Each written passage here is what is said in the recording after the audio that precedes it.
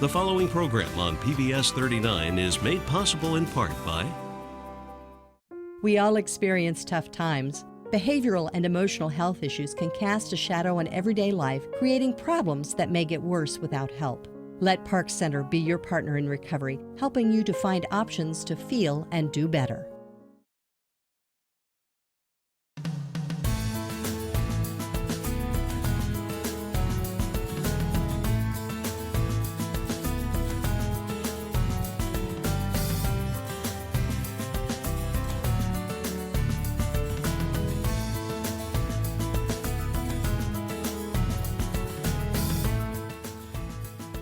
Hello, I'm Jennifer Blomquist. Welcome to Healthline. Thanks so much for tuning in this evening. I have the privilege of hosting the program.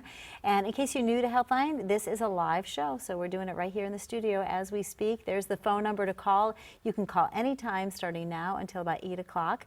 Our topic tonight is about understanding grief and coping with loss. And we have a Thanatologist, which you're going to find out exactly what that specialty is in just a minute. Somebody who knows all about death and dying and grief and the mourning process. It's going to be a really interesting show. If you have any comment you want to make or any question, that's the number to call at the bottom of the screen. It's 969-2720. That's if you're in Fort Wayne. If you're outside of Fort Wayne, it's still a free call. Just put 866 in front of there. When you call in, you'll talk to Jim first on phones tonight, and he'll get an idea of what you want to ask. You have the option of asking your question live, which is fine, or if you prefer to have me ask our guest the question, you can do that as well. Jim will just take your information for you. So call sooner rather than later. A lot of folks wait till the end, and we'd hate to miss your call. So let's meet this Thanatologist. I'm impressed that I now know how to spell it. This is Charity Smith. Thank you so much for coming on the show. Thank you so much for having me. Yeah. And you are a thanatologist, which I had never heard of before. Most people haven't. Don't feel bad about that. Okay, but it's a very unique specialty. Yeah.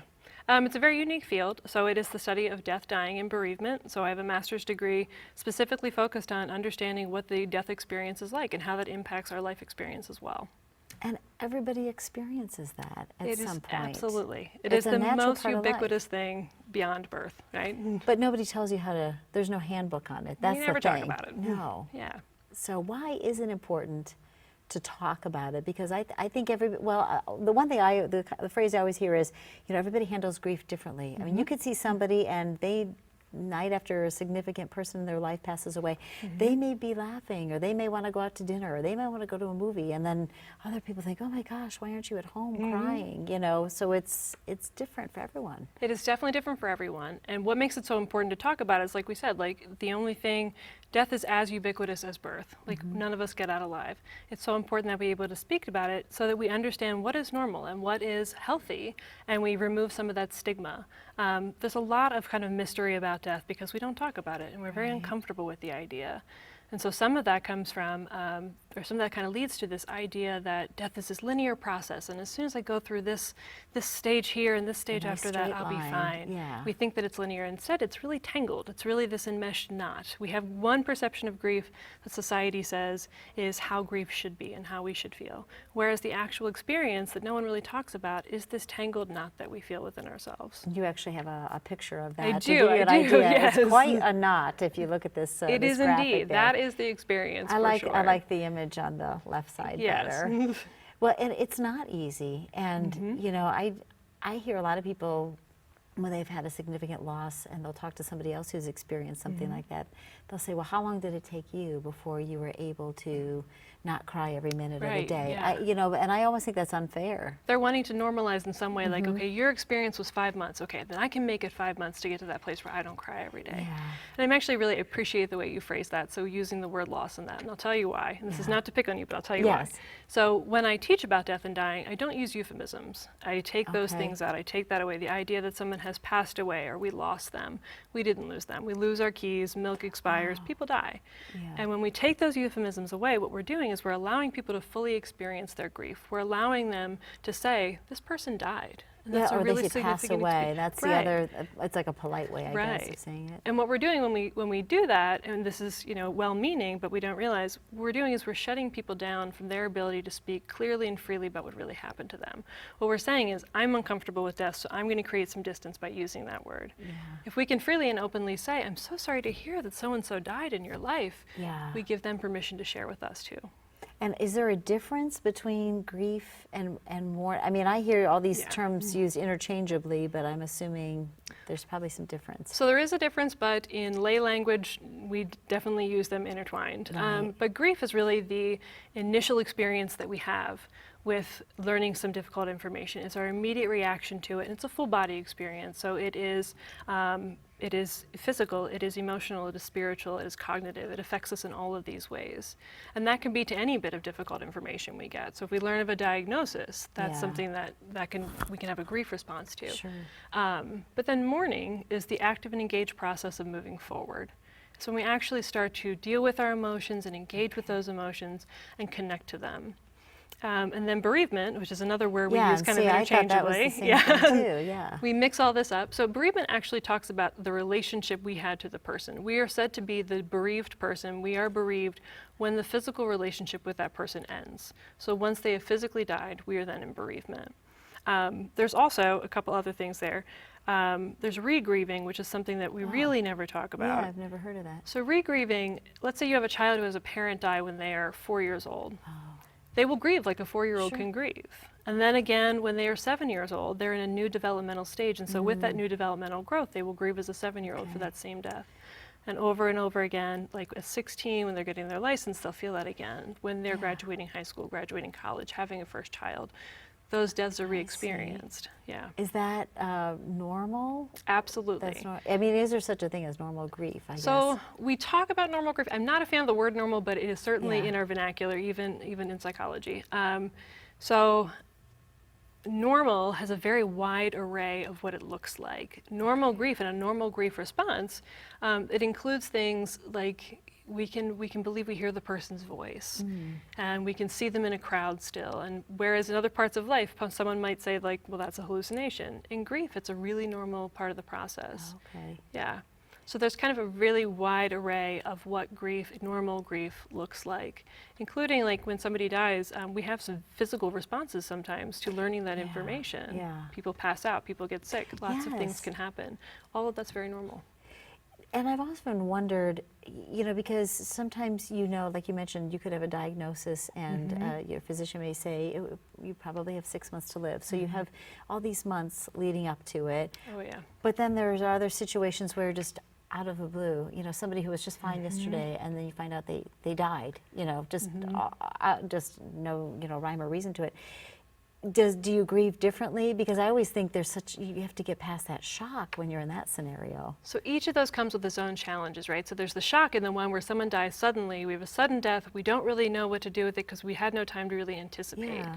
So we have to first take in the information, understand that this has actually happened, and be able to sort of digest that before we can even move on with how we're feeling about it. Okay. But when we have a diagnosis that's longer term, Yeah. it's also a very slow goodbye to somebody, and you have this build-up to what is an inevitable death that is going to be painful. And we do some what's called anticipatory grieving. We grieve some secondary losses along the way in these slow illnesses. Like if a person is terminal and they can no longer drive, they grieve that experience. That's a secondary loss. So we go through some anticipatory grief, but it doesn't change how painful that's going to be when when we're actually bereaved, when the person's actually gone, because there's nothing to mimic that experience. No, Yeah. no, just sadness. I just want to remind everybody that we haven't had any callers yet, but all of our phone lines are open, and take advantage of, if you even have a question or maybe even just a comment or an experience that you had, this is the expert to talk to about that. So there's the number again, it's 969-2720. If you put an 866 in front of there in case you're outside of Fort Wayne, that will get you through, and we only have Charity until 8 o'clock, so take advantage of the short amount of time that she's with us. We could talk for hours, True, I'm sure. I definitely yes. I know you have, I think, a graphic that shows the stages of grief, and I think some people, there's maybe even an acronym out for it, but So the 5 stages are kind of interesting, and I usually talk about this because I want to dispel this myth as well. Okay. So Kubler-Ross, Elizabeth Kubler-Ross, was working as a nurse in a hospital when she started to observe there are these things that she was seeing in people that were themselves terminal or who were having loved ones die. There were kind of commonalities she was observing. And because it was in a hospital where there's a lot of stage-wise progression and we look at things very systematically, it became the 5 stages of grief. Okay. And it was never really meant to be that. So in lay terms, like we tend to think, I have to go through these 5 stages and in this order, and that's how I'm going to grieve and be okay. Yeah. When in reality, those 5 things can happen your first 5 minutes of the day. Oh, okay. And we can go through those things quickly over and over and over again. Okay. So it's not necessarily Not a really stage-wise, the same, yeah. because you know, it's denial, Denial, and anger, bargaining, yeah. depression, and working towards acceptance. So that doesn't mean like, oh, I'm out of denial, great, I'm going to hit anger next. No, Yeah. you might slide around that whole span of things. And see, I remember learning it in school that way, Yeah. taking a psychology course where it said, you know, you might be in this stage for a few months, and then, you know, you get to the next. So that's very And that's where we've interesting. developed that belief of this stage-wise progression, yeah. All right. Yeah. Well, I did want to ask a question, or take a question that somebody asked offline, wanted me to ask for him. So it was a woman named Sue, and she wanted to know, well, and I don't know, it'd be interesting to see what your answer is. How long does grief over a loss typically last? Can you even give it a number? Well, no. So it's really dependent. Everybody has their own grief experience, and everyone has their own relationship with that person that's died. So it's really unique to our relationship with that person, the experience of the death. It goes on for any number, it can be a number of months, it can be a number of years that we experience these things. And really when I say that, though, I'm talking about both grief and mourning. So grief, being that initial response, might be more time limited to a couple of months, so we're still kind of rolling around in grief. But mourning can go on for an extended period of time and still be considered very normal. And, you know, I've talked to people who, in particular, you know, you always hear losing a child is the worst kind of pain, and I can't imagine it. I don't even want to think about it. But, you know, my mom, I know, had a friend who had twins die as infants shortly after birth, and this was probably 30 or 40 years after it happened. They were out for breakfast talking about losses, and although, you know, or people who had died in their life. And this woman just burst into tears. And it was very, my mom, that really hung on her for a long time, to think it's still so painful for her to even talk about these children. And so to me, I just always, I wondered, maybe there's some loss, you know, or some deaths that you never really, we never really feel get like over them, but we do Yeah. get through them to a point. And sometimes we don't. Sometimes we get stuck in our grief. There's something called complex grief, or complicated bereavement, where we can get stuck in that grief process. We can get stuck, usually we can get stuck in our anger and our pain, and so that we're not really moving forward. And that's when we want to really seek help and seek the care of someone else. That complex bereavement is where we feel like we really can't move forward, and we're unable to carry our life forward in some meaningful way because the pain is so great, or the emotions we're experiencing are so great. There's actually a number of risk factors that can contribute to that, and one of them is parental bereavement. And so having a child die, you're not just grieving them, but all your expectations and hopes for them. The same for when a parent dies. So a parent's death can also can be a risk factor for complicated bereavement, in that your parent's the person that's known you the longest and who you have known the longest. And so that's a really complicated relationship to then no longer have with you. So it can be easy to get stuck in that, what do I do without this person kind of moment. I know my husband, both of his parents died.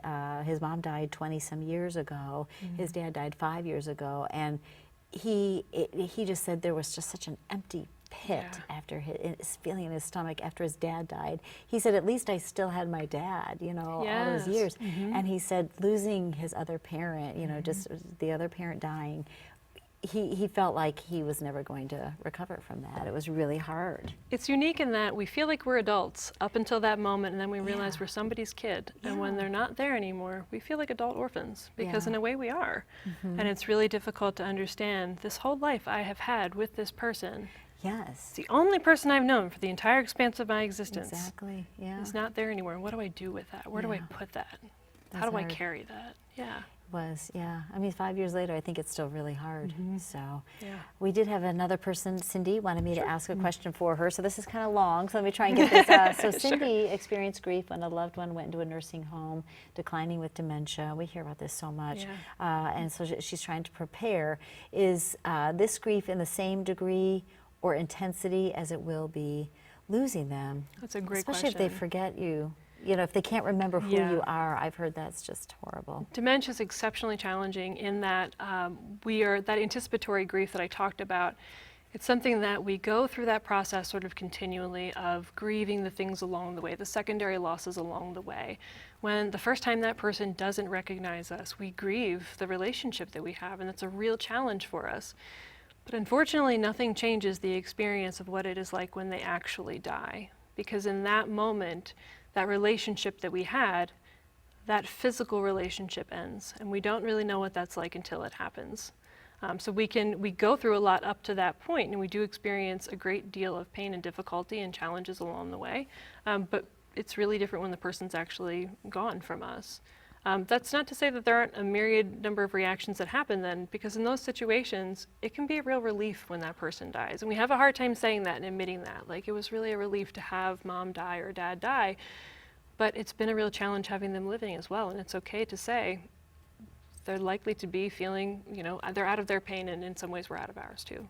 I'm glad you said that, Yeah. because there are some instances, or somebody I know when my grandma was passing died from pancreatic cancer. I'm catching myself. I appreciate it. Loss and pass. I gotta This get is rid of what that. happens when I teach too. The students are all like, oh, wait. Let me think that. But it was just miserable Yeah. to see her. She really couldn't do anything. She was still alive, but just bedridden and in pain. And yeah, I know my mom felt guilty saying that. Yeah.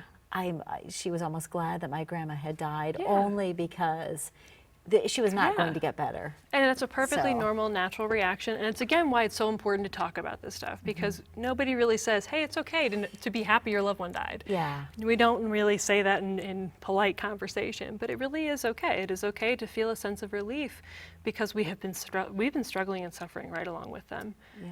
And it's really hard to watch them in that position. It's really hard to be the one left behind, knowing, man, I'm really going to have to try and pick up my pieces after this. It is, yeah, getting back to that Yeah. quote unquote normal life, you right, know, when yeah. it's interrupted so much by the tragedy. We did have, boy, everyone's shy tonight. I'm sorry. Don't take it okay. personally, Charity. You're a I'm great quite person. all right. Diane wanted me to ask you, could you speak to overcoming learned restrictions in dealing with grief, how to experience the grief rather than shutting it away? So that is definitely a challenge, because socially we are taught that we are really not allowed to express our grief, and we're not allowed to express our emotions. And so it's kind of incumbent upon us to, even though we are the ones grieving, we are the ones in pain, to break down those stereotypes by not allowing people to shut us down and not allowing ourselves to shut us down. And some of that really starts with the very basic work of, when we're talking about the person that's died, saying that they've died, and using that really real and clear language. And being willing to share our story where it's appropriate, and sometimes where it doesn't feel appropriate, and being able to tell people, this is what happened for me, and these are the emotions I'm experiencing, and I need to share them, and that's okay to do. Right, you know, I have a book about grieving the loss of a pet too, and people get embarrassed about that. I remember it was a very inspirational book, and people just kind of share their own personal stories. And the one woman said she had to wear sunglasses even on a cloudy day to hide her red eyes, because she was embarrassed, or to tell people that it was because her beloved cat died, or she would tell somebody she had hay fever, or Right. you know, Oh, make yeah. up these Yeah. stories, because she thought she would be ridiculed, and she was Yeah. afraid that would be even more painful. Pet bereavement is incredibly difficult. So the first cat that I ever had that I had to euthanize, I had a beloved advisor, a college advisor, that I actually moved to a different state to work with. He died of a brain tumor 5 months after I started working with him. He was like my hero. Yeah. He died on January 7th. And then a week later, I had to euthanize my first cat ever. And I am not ashamed to say that I cried harder for Nemo than I did for Dr. Rogers, despite how much I love Dr. Rogers. Unconditional love. It is They have unconditional love, absolutely. And it's also that animal has been there bearing witness for our life for X number of years in a way that no one else really has. Yeah. They're part of those mile markers that we've been through right there alongside of us. Yeah, when some of my pets that I had before I married my husband, when they Yes. passed away, Yeah. This was before I was someone's wife, before I was someone's mom. They knew me from a different stage of my life. And it was so, even to this day, I think back, to that, like, oh, it was just when I was single in an apartment with my dogs and cats. And it was like a chunk of my life. We're mourning that animal, and we're also mourning kind of those pieces of our lives where that animal existed with us. Yeah, we're mourning a shared history. See, and I don't get, now that I'm older, I could care less if somebody wants to judge me about crying. If I want to cry when I walk past the cat treats, at the store, I'm gonna do it. All right, so we have a live caller. This is exciting. Okay. Thank you, Lou, for waiting. Do you want to go ahead with your question? Okay. Yeah, I guess I'm going to say I'm real confused about my emotions. In 2016, in January, my son was killed in an accident. In August of 2016, my husband died of cancer. And I don't understand. I'm accepting of my husband's death, and I feel okay with it, but I cannot get past my son's death. I still think he's going to come through the door. I feel guilt that he was alone when he died. I don't know what to do. That's very sad. So first, let me say I am so sorry that that's been the experience you've had. That's incredibly difficult to go through. I also want to assure you that what you're experiencing right now is actually, for as much as it does not feel normal, and this is certainly a very abnormal situation in anyone's life, it is normal for an abnormal situation. When we get married, when we decide to spend our life with somebody, we also take on the understanding that they are going to die, and they may die before us and they may after, but we understand we're going toward end of life together. Having a child die is something that we really don't think is going to happen, because certainly if we did, we wouldn't so freely and willingly have these children to know that they're going to leave us. So it's something we don't anticipate, we don't expect. And when it happens really tragically and suddenly, it's another one of those things that can be a risk for like complicated grief and being kind of stuck in that place of wondering what was it like in those last moments, and having a really hard time moving past those questions and asking ourselves those questions in ways that we aren't for people that maybe died of an illness because we were there to witness it. So although that is incredibly difficult and incredibly challenging, and I'm so sorry to hear that you're in that position, what you're experiencing in terms of feeling more strongly for your son's death is absolutely normal and perfectly acceptable. Lou, did you want to ask Charity anything else?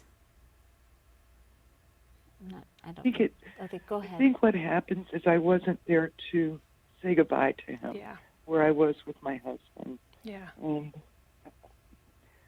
I've tried counseling. It's too painful. So particularly when it's a child that dies, so we talk about the year of firsts, and the year of firsts when a person in our life other than a child dies is that first year that they're not there for birthdays and holidays, and we mourn them for each of those events. For when a child dies, the year of firsts actually is 2 years. So the first year you're kind of numb and trying to figure out how to navigate and just trying to keep your feet moving so you're not drowning.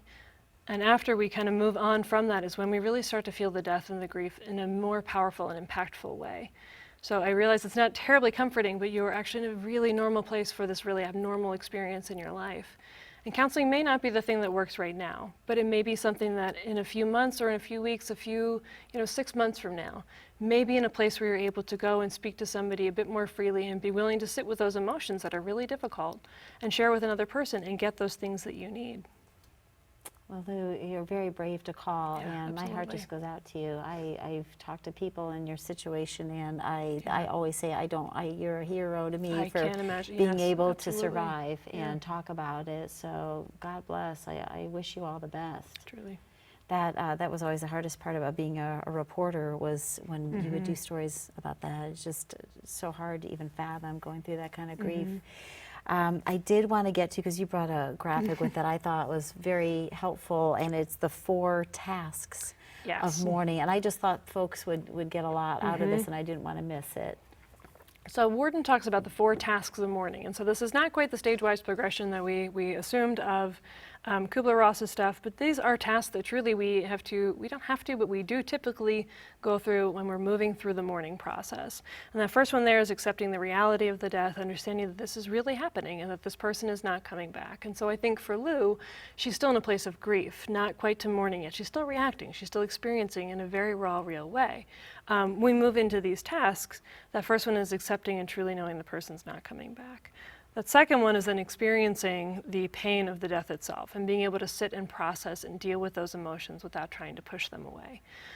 That is so that we can truly understand and absorb that this is a real experience and it is difficult and it's painful and it's a process to move through. The third one then is adjusting to a world without that person, which means really trying to re-navigate a world in which that space exists that they used to hold. And so if it's a partner that dies, if you have a partner that dies, that means you have to kind of renegotiate, how do I operate as being both parents? How do I operate even just in a day-to-day functional way? How do I do that? How do I get little Johnny here and Sarah here? How do I do those things? And then the last one there, it's reinvesting in a new reality. We forge a new relationship with that person. We don't lose the relationship with that person. It's not gone to the grave with them. We have to reshape that relationship in a meaningful way such that we're able to move forward and engage really in a new and meaningful, joyful life. And sometimes there's guilt with that. Absolutely. Too, because you feel like you're leaving that person like you're leaving behind. them behind, right? But the reality is you've reshaped the relationship and you're carrying them with you, but in a new and unique way. Yeah, and I always tell people, use your faith, rely on your faith to get through a lot of things too. So, gosh, we needed like 2 hours for this show. Now they're waving a 30-second card at us. Lou, again, I just want to tell her thank you so much for calling. Absolutely. And I will be thinking about you for a long, long time. Certainly. And Charity Smith, thank you so much. Thank you. Great to meet you, and we definitely have to have you come back on here. I would be more than happy to. I insist. So Absolutely. a lot of learning went on tonight, a lot of Excellent. encouragement. So. Thank you to everybody who tuned in tonight for all your questions. And there's another program 1 week from tonight, Wound Care. Mark Evans is going to host it, 7:30 next Tuesday. I hope you have a great night. Take care, and we'll see you next week.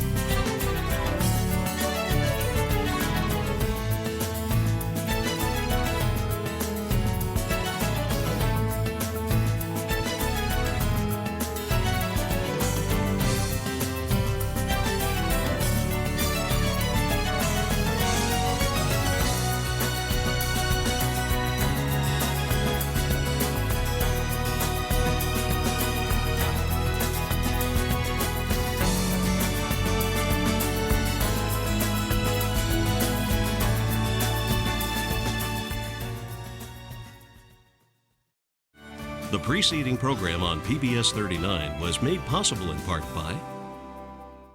You don't need to be alone in your journey toward mental health recovery. Park Center staff will partner with you, helping you in your efforts to lead a more hopeful and satisfying life. Let Park Center be your partner in recovery.